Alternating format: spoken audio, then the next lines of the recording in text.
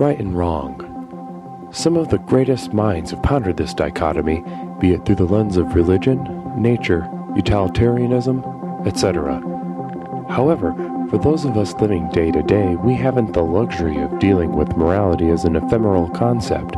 Life and its decisions do not pause, and we are forced to make real-time moral judgments without the aid of philosophers and holy men. Sometimes, these decisions are clear. Don't steal, don't kill, etc. But sometimes, we are forced to make decisions that leave us in the gray, asking ourselves the question, am I a good person? Join me while we search for an answer to that question and how we might leverage this moral gray zone of ambiguity to grow personally. On this episode of Explorations with Dr. Tanner.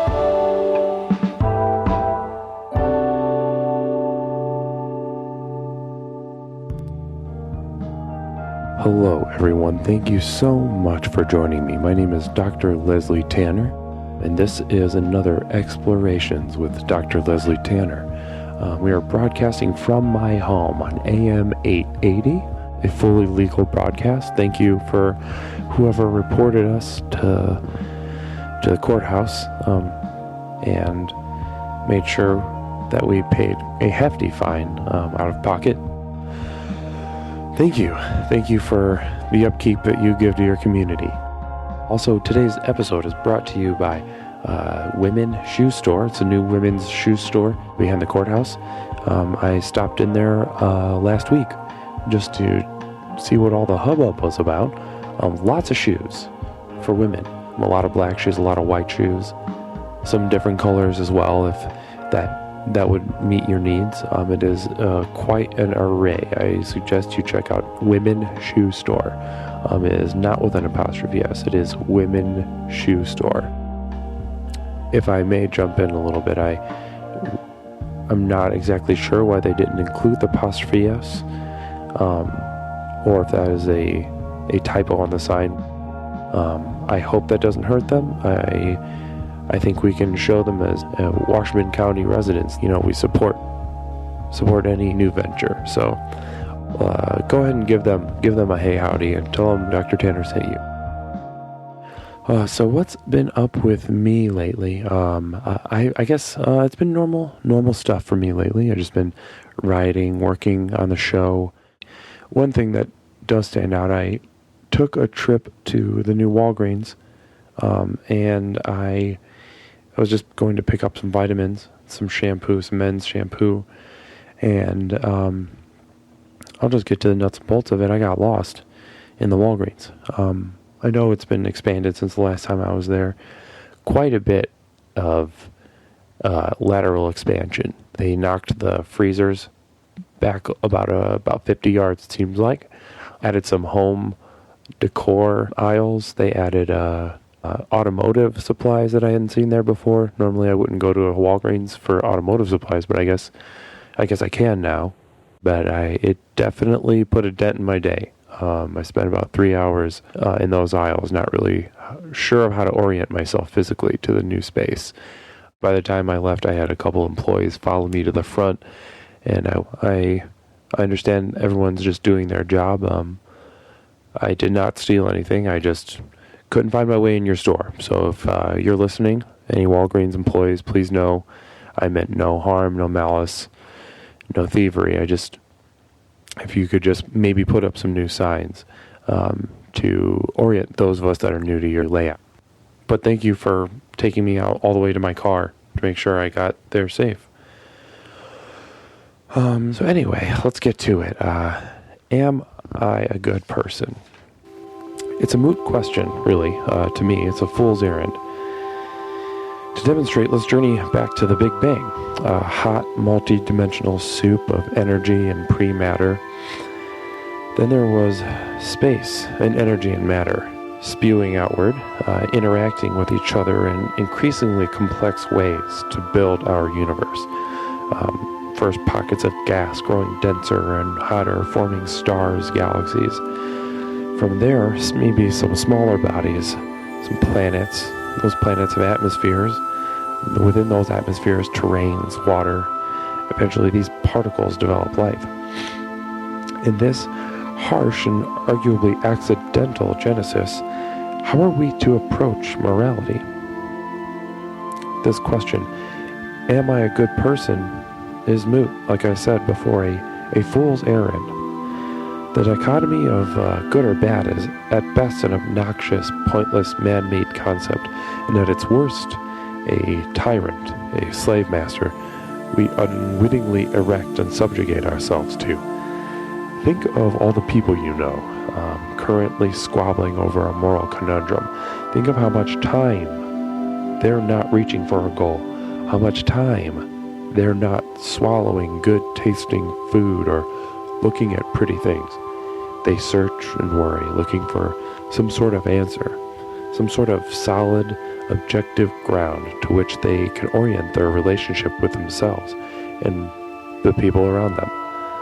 At times, these anchors can be very helpful. You may have watched an old lady struggle with the weight of her fork, so you fed her with your able limbs.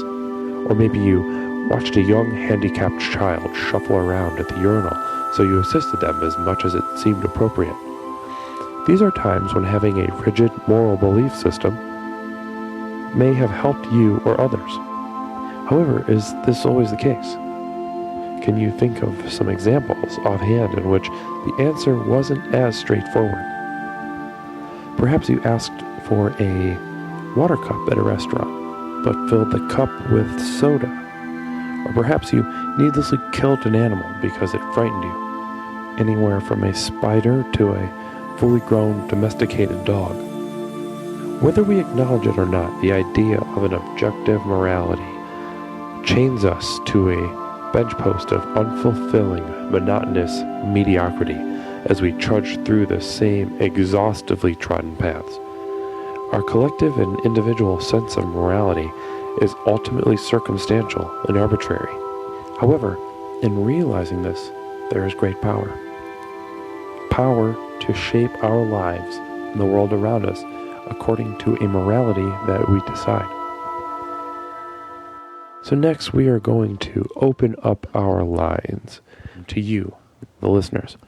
And if you are sitting on a moral conundrum, a quandary, something that you are stuck on, I would love to hear about it. I would love to help you explore whatever you've been carrying around with you, and maybe we can iron it out and figure something out together. Give something for the community to chew on. Go ahead and give us a call, 555-312-4949, 555-312-4949. The lines are open.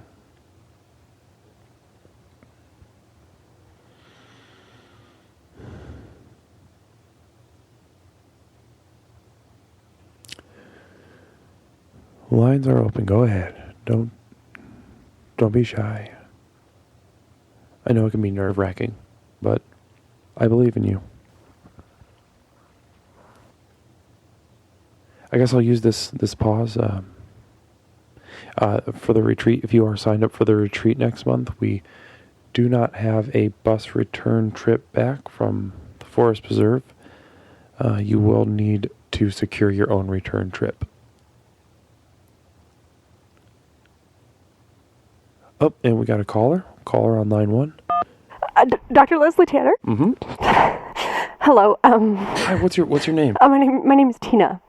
Tina. Oh, it's nice to hear your voice, Tina. Thanks for giving us a call. Thank you. Thank you for having this platform and for opening up this question. I'm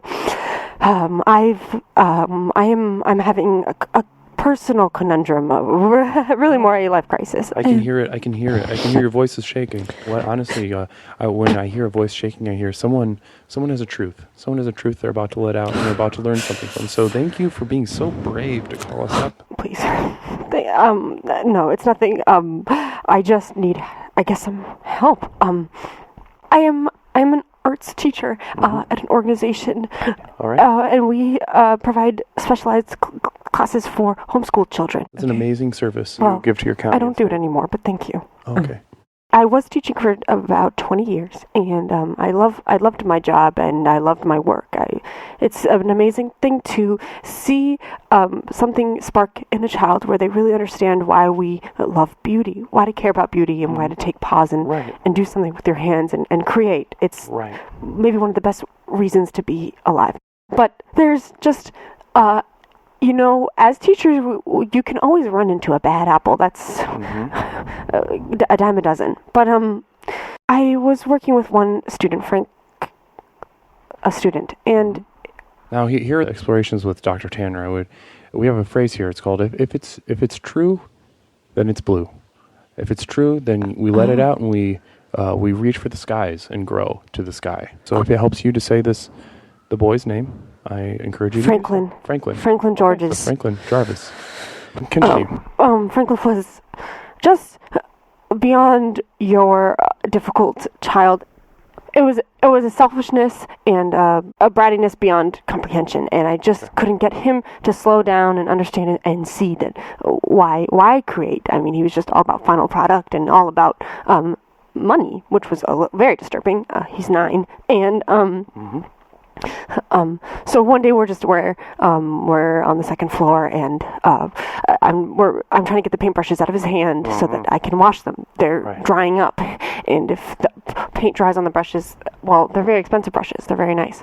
But it sounds like this Franklin boy may have been a threat to, may I say, a threat to the beauty? Absolutely. I just feel like I can't explain my justification to anyone. I guess I can finish the story, and then we're pulling back and forth for the paintbrushes, and I finally get him out of his hand, and he says, "You're useless." Wow. He screams right to my face. Wow. You're useless. It just struck a chord. Really hurt me. That is appalling. Allow me to jump in here and say that is repugnant. That is, regardless of age, regardless of background, ethnicity, gender, that is a hideous thing to say to another person. But I don't know. So many people don't understand that, and I felt like I'm crazy. I felt like I was crazy. Why can't I explain that to some people? Tina, let me. So what did you do? Excuse me. That's all right. Just say it. If it's true, it's blue. If it's true, we're gonna grow. It's very confusing and also kind of not. That I pushed him. And then his body fell downstairs. Okay, so you shoved him down the stairs. Well, yeah. I can only imagine how confusing of an experience that would be for you. I didn't mean to hurt a child, which technically that's what it is, right? Of course not. None of us want to hurt children, Tina. Right. None of us want. Right. But sometimes things are more important than the hurt that we cause others. Before we continue, I'd like for you to do a quick exercise. Okay. I'd like you to. Have you ever played a connect the dots picture? As a young girl, maybe. As a young girl. Yeah. They're fun, right? Sure. I'd like you to connect some dots right now. Okay. I'd like you to connect a dot in your mind between the Tina that committed her life to extracting beauty from milking beauty from the udders of reality day in, day out. I'd like you to connect that dot to the Tina that shoved that little boy down the stairs and extinguished something ugly. Are you suggesting that more beauty to breathe, to milk? You think that was a positive action? Do you think I'm a good person? I think that in order to make this world better, you saw yourself at a crossroads, and you made a strong commitment to your principles. And I think murdering that little boy in that instance was the right thing to do. And I would like you to forgive yourself as much as you can. Go ahead and just, if those of you at home, if you're listening, I'd like for you to give Tina a quick round of applause. That's okay. No. That's fine. I want you to imagine a sea of people looking at you saying, congratulations. Congratulations, Tina. Good job. You did it. You did us a favor. Now, so if I may jump in here, as you continue upon this road of self-discovery, you're going to come across hurdles big and small. And Children? big and small that you must clear in order to become the Tina that you want. So, Tina, thank you so much for offering your situation. You're very vulnerable of you, very strong of you. Thank you for being you. Thank you. Thank you. Bye. Okay, next caller. I hear you. Is it on? Yep. Hello? Oh, yep. We're. Dr. Tanner? Yep. How are you? How are you this day? Your voice is so soothing to me. I listen to you every week. That's very sweet of you. So, tell me, caller, what's on your mind? What do you have a moral quandary makes you feel a little stuck right now that we might be able to explore together? Well, I certainly do. I'm currently calling you from the Joliet County Jail. Mm-hmm. I was arrested for grand larceny. Mm-hmm. I stole my neighbor's above-ground pool. Wow. Okay. Yeah. And I'm currently awaiting trial.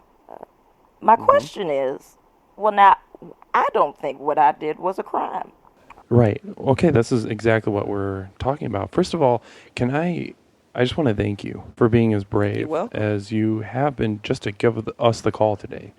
This is the only call I get for the day, so you're welcome. And I think this is probably the best call you could have made. Okay. Because what's more important than the moral urgency of the soul? And free legal advice. And free legal advice, which we cannot be held. Let me check. We can't be held responsible. I have to inform you that we cannot be held legally responsible for any advice given or not given here. Do you understand that? That's fair. Is that fair? That's Okay. fair. I can, what it's really about is how I can explain myself to the jury of my peers. Right. Okay, so you're representing yourself, which I think is a strong decision. Well, I don't trust lawyers. Okay. Lawyers are liars. They're snakes in the grass. Yep. So you stole an above ground pool. Allegedly correct. Allegedly stolen above ground pool. So that's a pretty bold move. Sure. Yeah. That's a pretty confident move. That a person would allow themselves the courage, the bravery, the vision to see themselves and enact a world in which they enter someone's yard to steal after taking apart an above ground pool. Yes. So you made took hours. Allegedly, the family was out of town. Okay. So, interesting. So allegedly, did you know this family? Allegedly, I did know this family. Interesting. Okay. Allegedly, they lived 2 doors down. So this is very much a neighbor situation. So what caused you to want to allegedly desire a pool? Well, it's been a hot summer, and I don't have a pool. And now my neighbors have an indoor pool and an outside above-ground pool. Now, this is a classic tale of the haves and the have-nots. So I felt like I had a right to a pool. And may I also mention that my neighbors happen to be of Caucasian descent. Absolutely. May I infer that you are not of Caucasian descent? Absolutely not. Okay. And that is... Fuck no. Okay, absolutely not. May I say that adds even an added dimension of your indomitable spirit in this alleged situation. Ultimately, our ideas of rights, they come from us. The universe does not have rights. Yes, we make them up. So as an agent, you grabbed hold of the reality around you, and you said, I do have a right. I do have a right to swim in a pool. Not only that, I have a right to take, allegedly, this these white people's pool. Yeah, absolutely. It's Okay. Yep. owed to me. So, about how many hours, allegedly, would this have taken? Well, it was about 2 to drain it. And then it was an hour to go and get the U-Haul. Came back about 45 minutes from the U-Haul place where we at now, 3:45. I'd say about 6-7 hours it took to completely deconstruct the pool. And at that point, allegedly, you just loaded up the U-Haul, drove 2 houses down to your house, Set it up in my backyard. set it up in your backyard, piece by piece. And then I spent 12 hours sitting in that pool, Wow. laughing. Can you tell me how what did it feel like to sit in that pool? It felt like the government had just awarded me my 40 acres and a mule. It gives my spirit great happiness to hear about this victory. Yes. I mean, it was straight euphoria. Yeah. I mean, I felt like I'd done heroin or something. You know, I think if I might jump in here for a second, as you are representing yourself against these allegations, I want you to remember the strength with which you dreamed of stealing this pool. I want you to call on the strength that allowed you to take your first step into that yard and take out the first Phillips screw to pull the rail off that above ground pool. That allowed you to eat snacks while the water drained from this pool for 2 hours. I masturbated You masturbated in the grass. in the grass. Wow. You, in so many ways, are an archetype of the human spirit. So as you head into court in these next months, remember what you accomplished. Allegedly. Allegedly, yes. And I want you to remember that nothing can beat you. Nothing can defeat you, because you've already won. These chains say otherwise. Oh, well, I don't know how to address that, but looks like we are out of time. Again, you cannot, just to reiterate. I don't feel like I got what I needed. The legal counsel given here today is not binding, and we cannot be held responsible for that. And we do have a verbal agreement on that earlier in the conversation. So You didn't tell me anyway how to get out of this. I appreciate. You said the be call. strong. And ma'am, what'd you say your name was? Flopsy. Flopsy. Well, Flopsy, thanks for calling. I really appreciate you giving us a call here at Explorations. And Godspeed to you. Fuck you, Doug. Next caller. You there? Hey, Dr. Tanner. Hi, yes. Thank you for calling. Well, firstly, let's start with your name. Can you tell me your name? Yeah, my name's Dave Grapey. Dave, what have you been thinking about? So, I have a situation I think is a little bit on the line, and I think I'm doing the right thing, but I just wanted to kind of call in to make sure. So, my husband's a guy named Tim, and we met in college, and, we are both kind of like athletic guys, outdoorsy. We both love sports, and big thing that I'm attracted to with Tim is his body. He's very strong. He's fit, or like I should say, he was. And so, we've been together for about 9 years, and about a year and a half ago, he started putting on a little bit of weight, and just like his body started to kind of be less and less appealing to me. And so, the way that I addressed that is I would start kind of like making little comments under my breath, or leaving notes around the house, or asking our friends to make comments to Tim about his body. Right. Just saying like, oh, it seems like you've been gaining weight, or Tim, you're getting big, or just like asking people to lift their noses up and make the pig face at him, or like he'll be in the living room reading, and I'll just like take a hammer and smash the light bulb so it gets dark, and I'll just say pigs can't read. Stuff like that. So, and obviously, like, this is stuff that I'm doing all this work to try to help him get back to this place where I know he's happiest, which is looking good and feeling good. Certainly. So, anyway, it's like kind of labor of love, but at the same time, I can see it hurting him. Really hurts him a lot.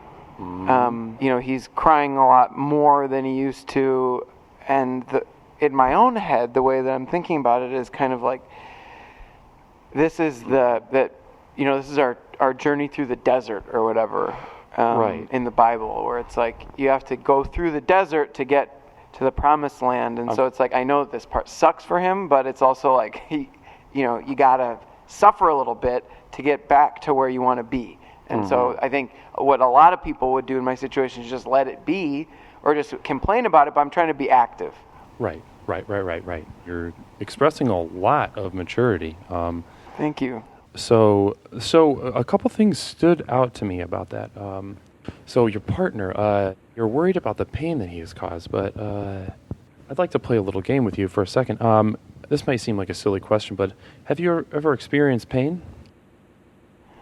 I don't know that I have. Interesting. I think so. I've had moments where I felt hungry or angry. What a gift. And I mean, I've been hit before, and so I know physical pain. Right. But not a lingering emotional pain. I just don't know. I guess whenever I feel what might be a glimmer of that, I deal with it. You know what I mean? I go after it. I attack it. Okay. And so it's like I'm not the kind of person who likes to sit and feel sorry for himself. And that's you're already drawing a line to the next point that I wanted to make was another element of the story that you just gave us was the sheer resilience, the problem that you had been given. You know what you need out of a relationship. You know what will make you happy. Yes. And when you see your partner gaining weight and looking paler and with worse skin, less active, even less happy. Big. He's getting big. He gained 14 pounds. 14. He went from 165 to 179. 170. So he's clocking in at a 179 currently? Yeah. I mean, it's not my place to insert myself personally in a situation like this, but if I may just relate to this on a more personal level, that's hideous. Yes. So I want to commend you on the resilience of getting after, like articulating what you need and getting after it. Thank you so goddamn much. Absolutely. And I'm not trying, I just want to be clear, I'm not trying to shame him. It's just that I find myself physically sick. I find myself getting physically sick when I see him. Tell me, what's your least favorite part of his body? His wide sides. His wide sides. He's got a wide hip, wide male hips. His hip goes, basically, there used to be a nice curve below the rib cage into the hip. Right. And now it's just a flabby straight line. See, and I can imagine how 14 pounds can really push you from what I could perceive to be sexy into a zone of confusion and disappointment. I'm in the confusion zone. You're in and I can feel that. And that's why you called up, and I'm so glad that you did, because I think we're all really going to learn from this. At the end of the day, his body's going to be what it is, but I'll be goddamned if I'm going to be on the sidelines while I watch the man that I love ruin himself. Absolutely, and the pain that you cause is merely a tool. So I appreciate. Thank you. Again, I commend you on your resilience, and I commend the compassion that you have for your partner and for yourself. You're a heck of a good man. Oh, no. Thanks, Doc. Dave, I feel honored that you would consider me a good man. I feel like we're in good company right now, both of us. Good Guys Club. Yeah, Good Guys Club. Enjoy the rest of your day. And we're going to go ahead and close the lines. Thank you, callers, for giving us your stories, for giving us your truths, your vulnerability. This is the stuff that fuels our engines of personal growth, both as a community and as individuals. Without this fuel, we are just placid, stationary sacks of meat, just not growing, staring at the ground.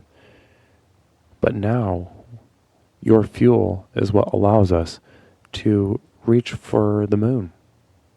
And once we reach for that moon, we allow ourselves to land amongst the stars.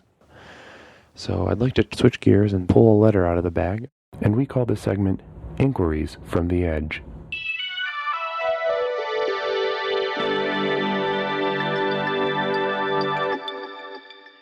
We have a letter from Ed Marley from Riverside. He says, Dr. Tanner, I've been having night terrors a few times a week lately. They are horrifying. A gangly woman appears by the side of my bed and stares at me while I am paralyzed with fear. But the thing is, she sort of looks like a woman in my office who I have a crush on. So I'm afraid I get a bit excited as well when she appears. I'm really confused by this, and I feel like I might be willing the night terrors to continue. What does this mean, and how can I put a stop to them? That is Ed Marley. Ed, thank you so much for writing in. A couple of things that stood out to me about this. Your notion at the end that you might be willing the night terrors to continue. Normally, when we have this sort of notion, this is true. We are willing the night terrors to continue, and therefore our relationship with the fear, with the terror therein, is a complicated one. So in this respect, I would zoom out. I would like you to think about your relationship with this fear. Think about your relationship with the terror created in your dreams.